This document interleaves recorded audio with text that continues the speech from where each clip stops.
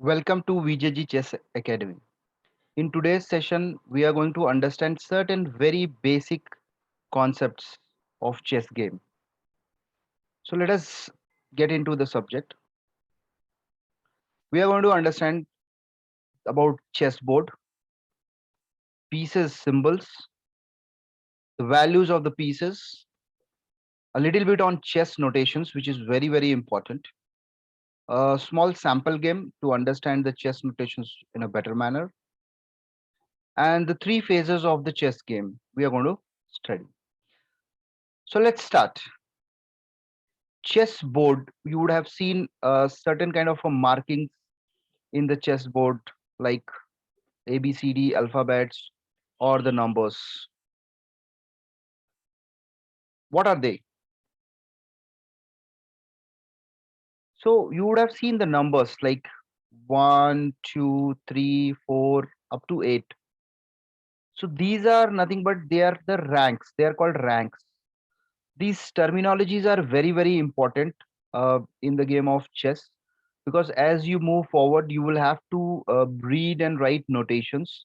So for that it is very important, right? You can analyze your game also with the help of notations, which we are going to see in the next slides.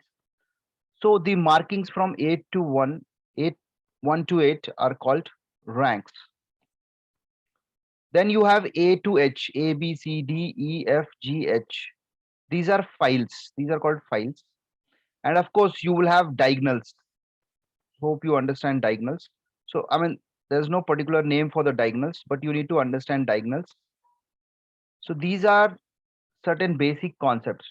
So in this, rank and files are very important that you need to understand. The first step to learn the notation is to understand the chessboard. Each square on the chessboard has an address. Now you can see each coordinate is marked with a particular number. So how do you write the coordinate? It's very simple. Let us say this is a file G and this is the rank 5. So the address of this particular square becomes G5. So like first you write the file. So suppose I say A6. It means that I'm talking about the square which is of file A and rank 6.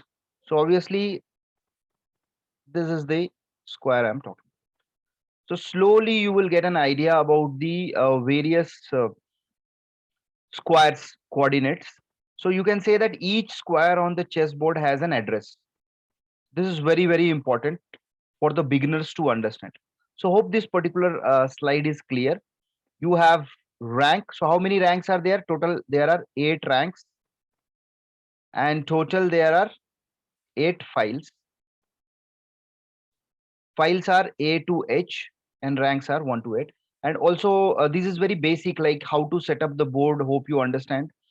uh, Generally on your right bottom corner, the light square that is a white square is there. So you can say that H1 is on your right side of the white pieces, and similarly A8 is on the right side of the black pieces, or the person who is playing with the black pieces. So this is a very basic on the chessboard. It is always advisable to start practicing on the physical chessboard and get familiar with the chess pieces and the coordinates, and then you can start playing the games. So hope this is clear. Let us move on to the next slide. Pieces, symbols, and values. So the various pieces in the chess game are king, queen, rook, bishop, and knight, and pawn. So these are the generally symbols which are used in the notations. And please note that these symbols are in capital letters: K, Q, R, B, and N. N is for knight, though the spelling is KNIGST. But to avoid the confusion with king and knight, so N has been taken as the symbol for knight in writing traditions. Though it is mentioned P as a pawn, but generally we don't use this P as a symbol when we are writing the notations. If nothing is written, it is understood that it is a pawn. So once we say take up the sample notations, we will understand. So we don't use any symbol for the pawn while writing the notations. Just by writing this address, it is understood that the piece is a pawn. So we'll see how it happens. And these are the points which each piece carry. So queen has got 9 points, rook has 5, bishop 3, and knight 3, and pawn 1 point. Of course, king is, does not come under the point table, because once the king is, you can say, it's a valuable piece, so it has got infinite value and it does not belongs to this value table and all, right? So this is a brief about the piece symbols and value. Let us get further. In chess, we have got knights and bishops. So they are also collectively termed as minor pieces. These terms are very, very important if you are a chess lover. Major pieces, rook and queen, are termed as major pieces. Now, obviously, the most valuable piece is king, and the safety of the king is very, very important. So you have to be very careful on each move to cross check the king safety is there or not. Have you ensured the safety precautions for the king or not? And then comes the pawn. Generally, we call it as a weak pieces, but they are very, very useful. Don't simply ignore the power of the pawns, because in the end games they are very, very powerful. They can be promoted to any of your minor or major pieces, and also these pawns are very, very important in beginning as well as the end, middle game also, which we will be understanding the terminologies. Though they are called weak pieces, but they are very, very useful, and you can actually turn around the game with the help of the pawns. So I mean, depending on the kind of chess players, they are sometimes very dominant in using their rook and queen. Some people love to play with the bishops and knight. Some people are, able to make use of pawns very, efficiently. So it's all depend on your how style, how you develop, and how you learn the game and all. So this is the terminologies I'm going to give you, very basic, so that you start understanding the game of the chess, and develop your various other strategies. So hope this is clear. The chess pieces, knights and bishops classified as minor pieces, and your rook and queen major pieces, and your pawn weak pieces. Let's move on to the next slide. This is about chess notations. So this I have just given you some brief symbols. Then once you see a sample game, you will understand how these symbols can be used. So generally, when a player captures any piece, any capturing is shown by cross symbol. Plus is a symbol for check. This O-O is a castling. So generally, when we study the strategies in the beginning, middle game, during VTEC, I'll be talking more about the castling. So as of now, you can understand when we do king side castling, we use the symbol O-O, and queen side castling, when we do, we use the symbol O-O. And this is of course a symbol of checkmate. Generally, this is used. Sometimes you will find this also. So anyone is okay. Right. So these are some of the basic symbols which you see in the chess notations when you see the games and all. And it is very, very important to get familiarized with these chess notation symbols, and they are not very tough. They are very easy. You will quickly get used to it, right? Let us take one sample game, very famous game. I have taken one as a sample game. Uh, it will give you an understanding how the chess notations are written and how to analyze the game. So let us say there are two players, white and black pieces. So this is move number 1, E4. So here there is no capital letter written here. It means that the there is no major or minor piece involved here. So I explained you in the previous slide, when there is no piece mentioned, it is a pawn. It is understood that it is a pawn. So by this you can read that the pawn has been moved to e4 location. Similarly, black, e5. So the pawn has been moved to e5.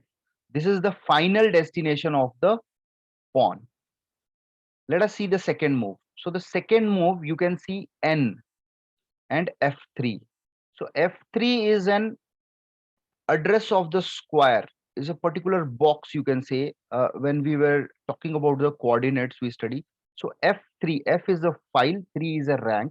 So there is an address on that square. So this is the destination. Now this is the destination of which piece? This is a destination of n, that is knight. So capital letter is used, and so by looking at this notation you can say which piece is moved. So the piece moved is knight. It has been moved to which square? It has been moved to f3. Now the next move by the black is d6. So which piece has been moved? No symbol is there. It means that the piece moved is pawn and moved to d6 location. So like that you can analyze. This is b. B means bishop. Bishop has been moved to g4. Now this is interesting. You can see there is a cross. Cross means captured. So it means that d cross e5. So now here there is no symbol used for the pieces. It is only the coordinate. Initial coordinate is even used. So it is an indication that the pawn which is at a d file, pawn which is at a d file has captured the piece. We don't know the piece which was there.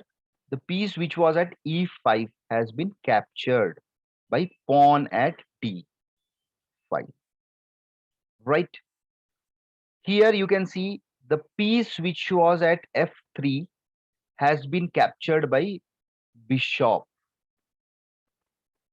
So once you start playing few games and you start writing notations and reading notations, slowly you understand these notations. And let me tell you, understanding notations, this chess notation is very, very important.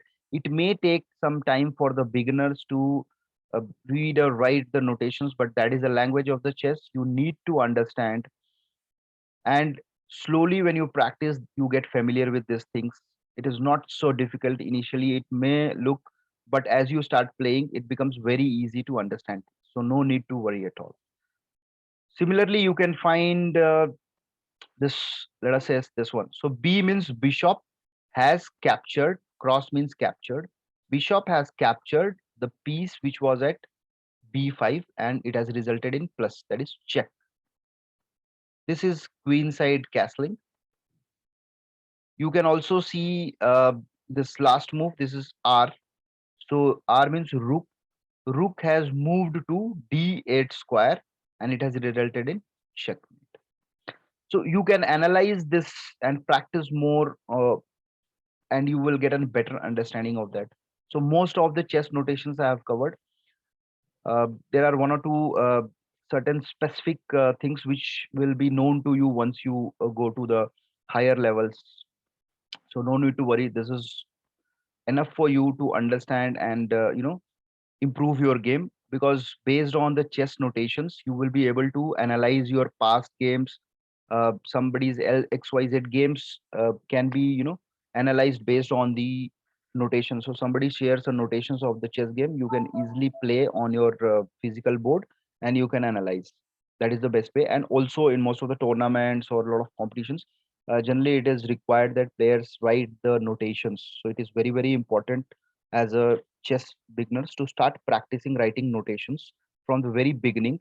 Then you start appreciating the game of the chess, and you start learning a lot of strategies and tricks and techniques, very basic principles of the chess, and you move into your game, and the game you are able to play better chess by analyzing your previous games. Now let us move on to the next slide. Now, so this is, we have covered certain basic concept, and now we are going to a higher concept. So in detail, we will be discussing in the next video. So I'll give you an overview of the next video, what we are going to discuss. So chess game has been basically divided into three phases: opening game, middle game, and end game. So basically, there is no clear demarcation between opening and middle or end game, but as such, there are certain basic fundamental things that you can actually have an idea that, we have moved into the middle game or moved into the end game or with the opening game. So obviously opening game will be initially first 8, 10, 12 moves you can consider as an opening game. So they are very, very important. Then once your pieces are developed, your things are ready, and you have been taken your positions and all, we'll study in detail like what are the principles of opening game, what exactly you should do in the middle game and end game. So this at this stage you should just have that awareness that the entire chess game has been divided into three phases: opening game, middle game, and end game. And mastering all these three phases are very, very important. You can spend considerable time at all the three stages. End games are also very, very important when you are left with few pieces, and the across the board you can move your pieces very freely. There are very few pieces left. And in the middle game is one of the critical part of the entire chess game, where you do lot of tricks and strategies and techniques which you have learned. You use it, you apply it, you hold on your emotions, lot of things happens in the middle game. And opening game, okay, there are a lot of book moves which you can learn, and start your game with the basic fundamental opening games to start with. There are a lot of opening traps and all that you'll be careful. So all these things you will be going to study in the next videos. So that's all in today's session. Thank you so much. You can always contact for learning and experiencing the game of the chess. These are the details: VGG Chess Academy. You can always contact on this number if you want to enroll and improve your game further. So that's all from my side. Thank you so much. We'll have a quick revision what we have studied today. Number one, what we have studied is we have understood the basic chess board. On that, we have understood about the file and the ranks. Please get familiar with that. And we have also understood about the coordinates of the chess. That is important. Each box has an address, and little bit of chess notations. We have seen how the notations are written and how to interpret them and how to read them. And we have also studied about the various phases of the game. That is the three phases: opening, middle, and the end game. So let us meet in the next session, next video. Thank you so much.